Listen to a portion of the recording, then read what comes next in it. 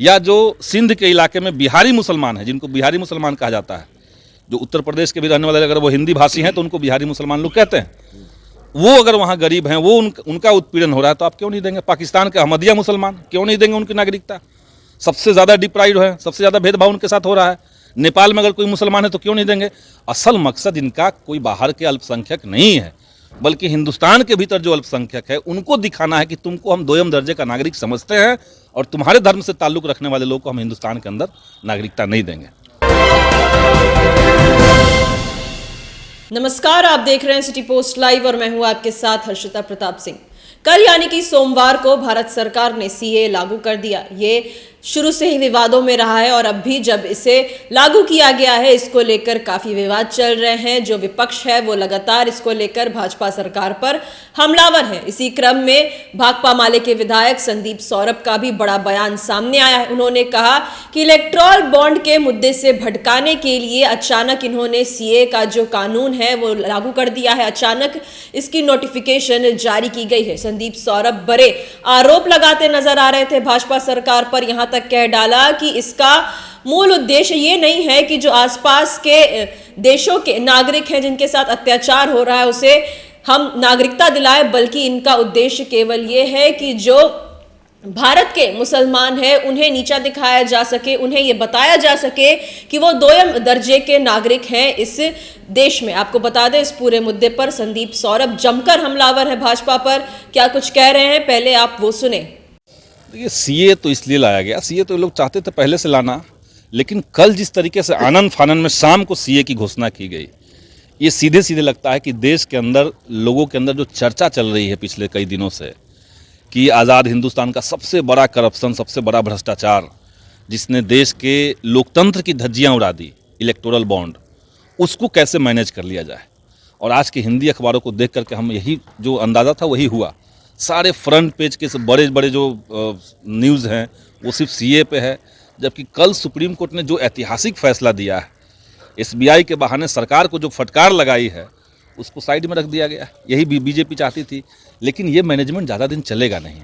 आज शाम को जो रिपोर्ट आएगी कि किस कंपनी ने कितने नकली असली कंपनी ने कितने विदेशी कंपनियों ने कितना चंदा दिया और भाजपा को कितना चंदा मिला, सब लोग जानते हैं कि 90% मिला। वही मैं आ रहा हूँ, सीए पे ही आ रहा हूँ। तो इसी को मैनेज करने के लिए सीए लाया गया। सीए जब लाया गया था उस समय भी हम लोगों ने कहा था कि ये संविधान का जो प्रियम्बल है, जिसमें धर्म के नाम पर किसी तरीके का भेदभाव की बात नहीं है, धर्म के नाम पे आप नागरिकता नहीं डिफाइन कर सकते हैं, सीए वो कर रहा है, इसमें तर्क नहीं है। बीजेपी के लोग आंसू बहा रहे हैं कि जो पड़ोस के मुल्क हैं वहाँ पे जो अल्पसंख्यक हैं उनको हम अपने देश की नागरिकता दे रहे हैं, तो श्रीलंका जैसा राज्य देश, वहाँ पे तो मुसलमान अल्पसंख्यक हैं, तो उनको नागरिकता आप क्यों नहीं देंगे? या जो सिंध के इलाके में बिहारी मुसलमान हैं, जिनको बिहारी मुसलमान कहा जाता है, जो उत्तर प्रदेश के भी रहने वाले, अगर वो हिंदी भाषी हैं तो उनको बिहारी मुसलमान लोग कहते हैं, वो अगर वहाँ गरीब हैं, वो उनका उत्पीड़न हो रहा है तो आप क्यों नहीं देंगे? पाकिस्तान के अहमदिया मुसलमान क्यों नहीं देंगे उनकी नागरिकता? सबसे ज़्यादा डिप्राइव्ड है, सबसे ज़्यादा भेदभाव उनके साथ हो रहा है। नेपाल में अगर कोई मुसलमान है तो क्यों नहीं देंगे? असल मकसद इनका कोई बाहर के अल्पसंख्यक नहीं है, बल्कि हिंदुस्तान के भीतर जो अल्पसंख्यक है उनको दिखाना है कि तुमको हम दोयम दर्जे का नागरिक समझते हैं और तुम्हारे धर्म से ताल्लुक़ रखने वाले लोग को हम हिंदुस्तान के अंदर नागरिकता नहीं देंगे। ये भाजपा का कोशिश है। और दूसरी बात क्या है कि इन्होंने कहा कि क्रोनोलॉजी समझिए, पहले सीए आएगा फिर एनआरसी आएगा। एनआरसी और सीए का एक पैकेज ले लीजिएगा, देश की जनता को समझ में आ जाएगा कि इनका मकसद क्या है। एनआरसी में कह रहे हैं कि 76 से पहले का डॉक्यूमेंट दीजिए। जिन गरीबों के पास डॉक्यूमेंट नहीं है, जो लोग यहाँ से वहाँ रह रहे हैं, जिनके घरों में आग लग जा रहा है, जिनके यहाँ बाढ़ आ रही है, जो गरीब हैं, बहुत झोपड़ी जिनका है, उनके पास डॉक्यूमेंट नहीं है, जो भूमिहीन उनके पास डॉक्यूमेंट नहीं है, तो वैसे लोगों को आप बाहर निकाल देंगे और सीए के माध्यम से गिनती के कुछ लोगों को आप ले आएंगे। तो सरकार तो तय करती थी, जनता का अधिकार था कि हम सरकार चुनेंगे। अब सरकार कह रही कि नहीं, हमारा अधिकार है कि हम जनता चुनेंगे। सीए और एनआरसी यही है कि सरकार कह रही है कि हम अब नागरिक चुनेंगे, कौन देश का नागरिक होगा, कौन देश का नागरिक नहीं होगा। तो ये पूरे देश के संविधान को, लोकतंत्र को उलट करके रखने वाली जो सरकार है वो सिर्फ इसलिए बेचैन है क्योंकि इनको एहसास हो चुका है कि ज़मीन के तले, जो पैर के तले जो ज़मीन है वो खिसक चुकी है। ऊपर से सीए हो या बाकी कोई कानून हो, ये सब ऊपर से पैबंद है। जनता अपने बुनियादी सवालों पर खड़ी है और यही कारण था। अभी आप लोगों ने देखा बिहार में जो रैलियां हुई इनकी, वही पालीगंज में मेरे विधानसभा क्षेत्र में जो रैली हुई थी अमित शाह जी की, भाड़े से लोग लाए गए, तब भी लोग नहीं टिक पा रहे हैं। पीछे की सब सारी कुर्सियां खाली है। नरेंद्र मोदी आ रहे हैं चंपारण में, सारी कुर्सियां खाली क्या है। लग रहा है सीए जो आनंद फानन में लाया गया, चुनावी जीत के लिए इसको एक मुद्दा बनाया जाए? चुनावी जीत के लिए मुद्दा जितना बनना था बन गया। देखिए, हर मुद्दे का अपना एक क्षमता होता है, उसका एक समय होता है। सीए से इनको जितना नफरत भड़काना था, जितना इस्लामोफोबिया फैलाना था, वो फैला चुके हैं। अब सीए के पास कुछ बचा नहीं है। जैसे अब राम मंदिर के नाम पे वोट मांगेंगे, कोई नहीं सुन रहा है।